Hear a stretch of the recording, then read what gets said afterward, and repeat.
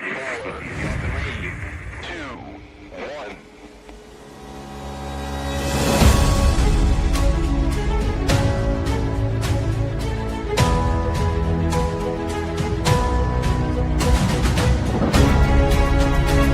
More that you can lean into your own personal discomfort, say what needs to be said in a non-offensive way, the more you make the world a better place.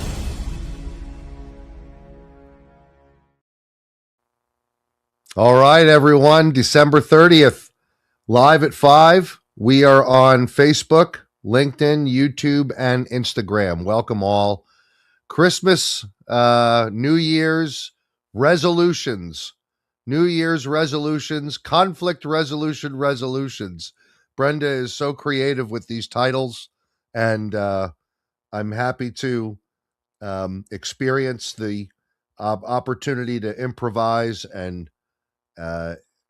share impromptu kind of improvisational thinking on these topics. I suck at resolutions. I don't know about you. I try, but like so many human beings, I have the best of intentions for a fresh start here or there.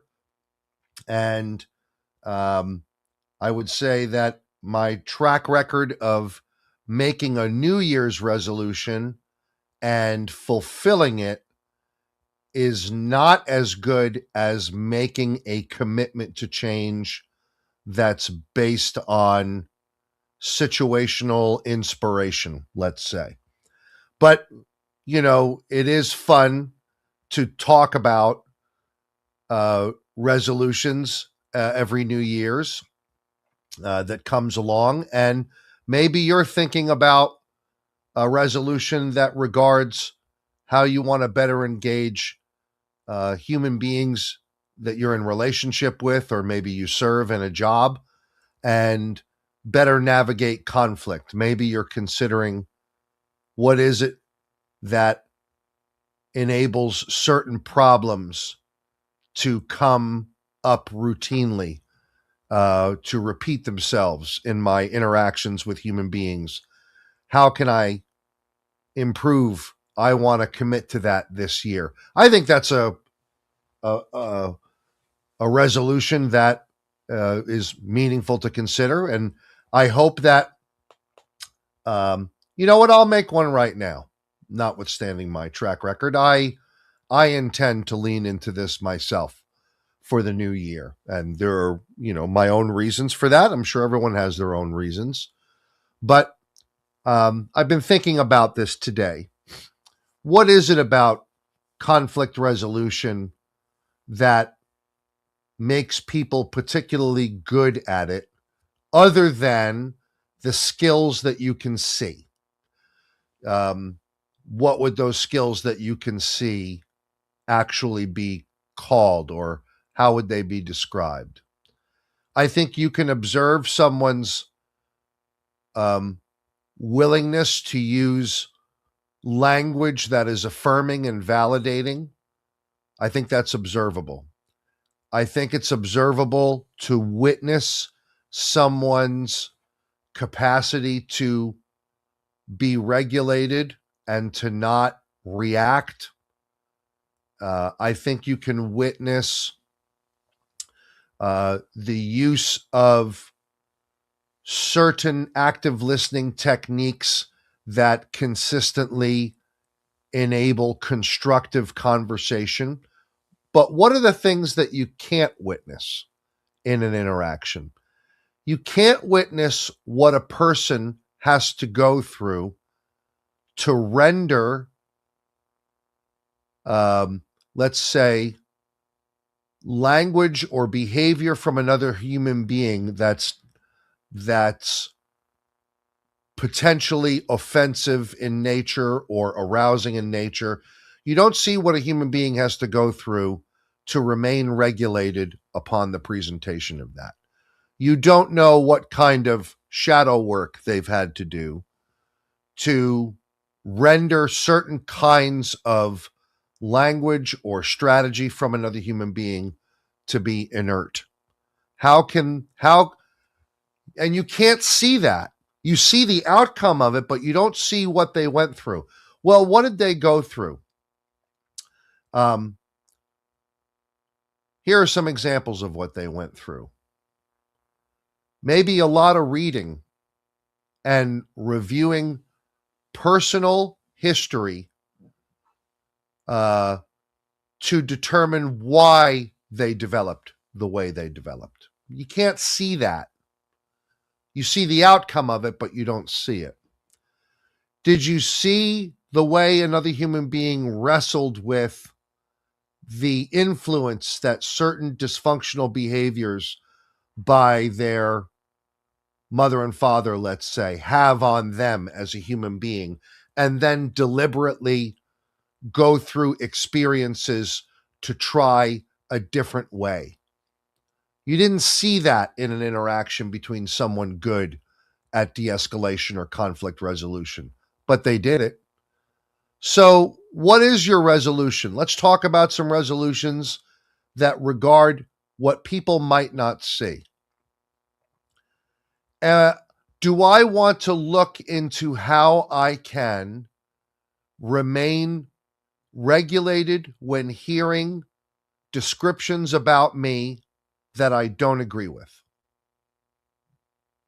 What work can I do to better undertake that transformation? Can I look into this year how two things that are true can be held simultaneously when they don't serve each other? That's like something out of integral theory. But imagine what work could be done to enable a belief or an understanding that two things that are opposite can hold space in the presence of one another and both be true, allowing for difference. What are some modes that you could possibly undertake to go after or pursue this kind of endeavor? I think good psychological counseling or psychotherapy can be helpful. I think coaches of certain modalities can be helpful. Trauma therapy can be helpful. A lot of people seem to get benefit from EMDR. They report, I think, at least 50% efficacy in the variety of methods within that now. And separating the traumatic reaction from the trauma, whatever that might be. Maybe it was deep emotional imprinting from parents that was destructive. Maybe it was physical abuse. Maybe it was sexual abuse. Trauma therapies can be very helpful. If the resolution is to get better at conflict, what we're proposing is a resolution that goes after the things that you can't see in conflict resolution in real time that someone had to do in order to be effective at conflict resolution. I've spent an extraordinary amount of time in psychological counseling and psychotherapy because it has benefited me in those unseen ways. I have had lots of very private, transparent, vulnerable conversations with a coach or a sponsor that have helped me, revealing some of my deepest kind of fears and secrets that most people I would not disclose to. You can't see that when I engage in the work of de-escalation or conflict resolution, but don't think that that doesn't have a massive role in how I show up in those situations. So, what do you think? What are some areas of conflict resolution development that interest you that are not directly related to conflict resolution skills? Speaking, thinking, languaging, reflection, mirroring, motivational interviewing, even our method, the Jumpstart method. Throw all that aside. Nonviolent communication, throw that aside. my friend Beth Meyer, what does she refer to it as? Sing and grow in mediation. Put that aside. What are you doing? What can you do to render the things that you find irritating, the things to which you find a desire to be defensive? How do you render those inert? It's not through these techniques.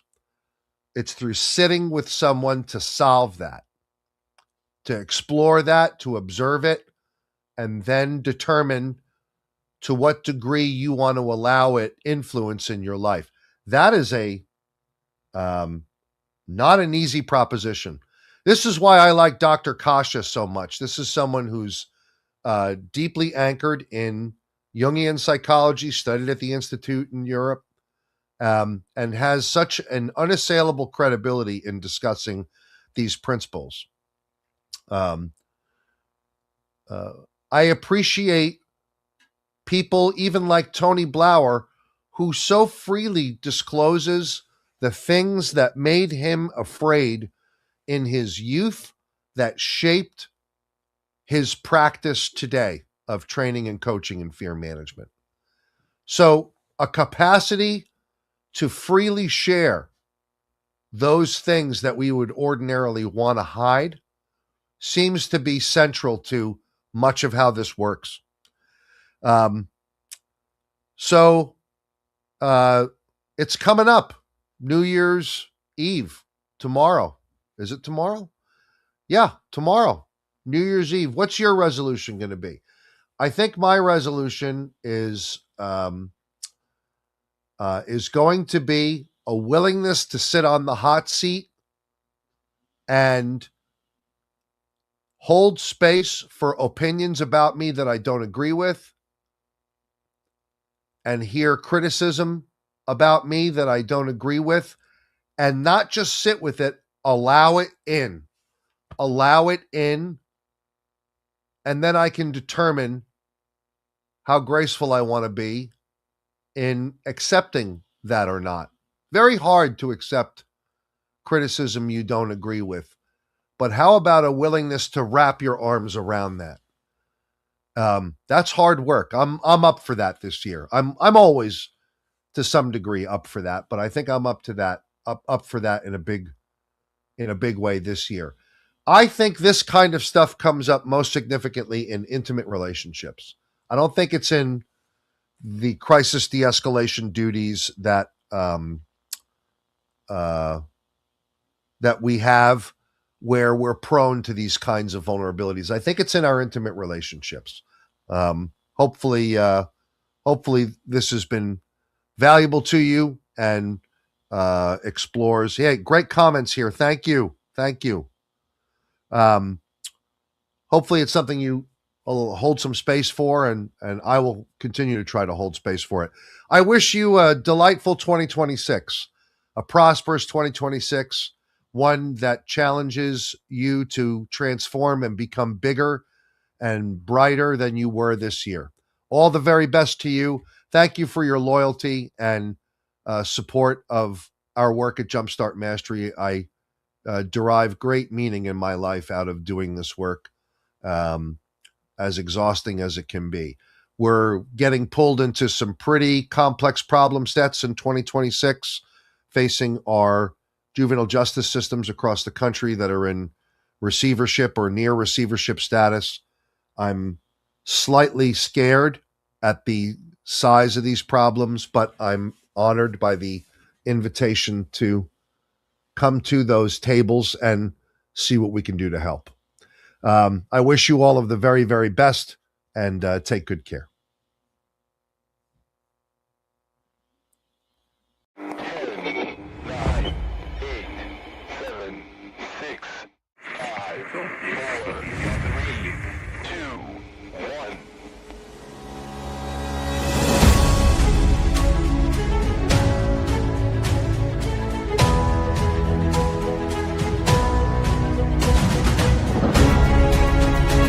More that you can lean into your own personal discomfort, say what needs to be said in a non-offensive way, the more you make the world a better place.